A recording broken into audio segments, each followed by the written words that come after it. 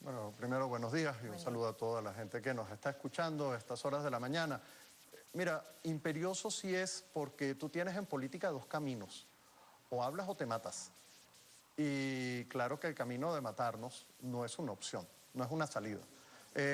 Matarnos es volver a los Viernes Santos, y yo no estoy diciendo que no tenemos graves problemas, porque cuando uno habla de matarse, mucha gente pensará, bueno, ¿y qué son 25.000 muertos el año pasado? O el número que usted quiera, porque el problema yo no tengo, mi especialidad no es el ámbito estadístico en esa materia, como para entrarle al punto de cuántos son, sino que son muchos. Y en definitiva eso es un tema.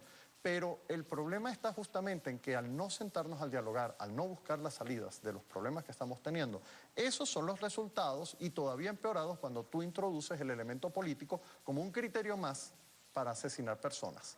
Entonces, ahorita los números, a Dios gracias, no son altos, pero cada muerto es infinito su valor.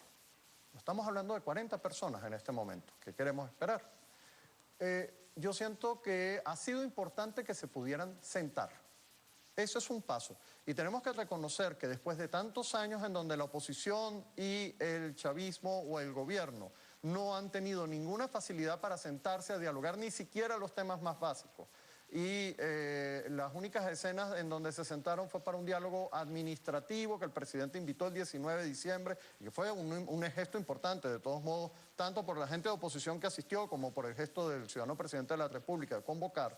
La cuestión está fundamentalmente en que sí se requiere una estructura de diálogo político que resuelva los aspectos más fundamentales de la convivencia de los ciudadanos. Pero hablábamos en el corte que quizás el primer encuentro fue una especie de catarsis para ambas partes, sobre todo para la parte de la oposición que tenía muchas ganas de decir muchas cosas al gobierno nacional y más en cadena nacional, pero que ya la reunión el día de ayer va asomando un poco lo que va a ser todo este proceso, porque ciertamente va a ser muy difícil. De hecho, la principal propuesta presentada por la Mesa de la Unidad, que la ley de amnistía, no fue aceptada por el gobierno nacional. Esto vislumbra un poco lo que va a ser y qué le dice a la gente que ayer o que todos estos días ha criticado duramente este proceso de diálogo. Mira, yo creo que en Venezuela los procesos de diálogo no han sido malos, han sido incluso exitosos. Yo entiendo que la gente, por ejemplo, te dice que qué pasó con la mesa de diálogo de hace 11 años atrás. Yo diría, mira, con eso se llegó a un referendo. Con eso se llegó a ciertas soluciones, pero fueron muy limitadas porque los planteamientos también de aquella mesa era simplemente una salida electoral. La salida electoral, de hecho, ocurrió.